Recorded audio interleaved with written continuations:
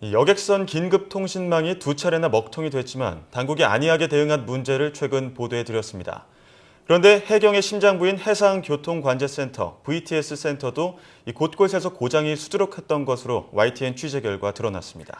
네, 일제 점검 일정조차 잡지 않았던 국민안전처는 부랴부랴 뒤늦게 점검에 나섰습니다. 최두희 기자가 단독 보도합니다.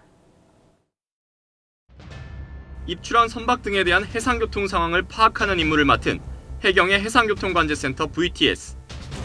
해양사고 등이 발생하면 신속하게 초동 조치를 하는 곳이기에 시설에 대한 안전점검은 필수입니다. 그런데 전국의 해상관제센터가 시설과 장비를 자체 점검한 결과 전국 18개 센터의 3분의 2인 12곳에서 잇따라 문제가 발견됐습니다.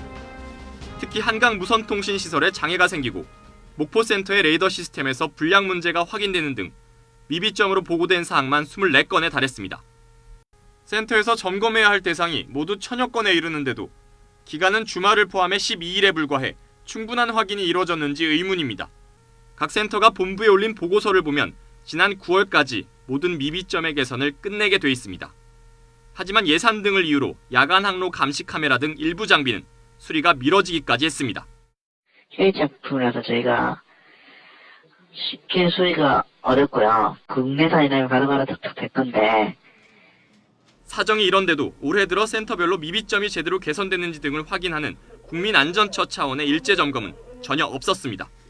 최소한 1년에 한 차례는 일제점검을 해야 하지만 올해엔 언제 점검을 하는지조차 정해지지 않았던 겁니다.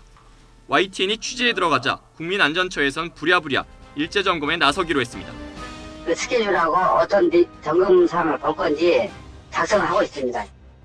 장비 고장과 문제가 불거져야만 나서는 뒷북 점검. 세월호 사고 이후 출범한 국민안전처의 현주소입니다. YTN 최두희입니다.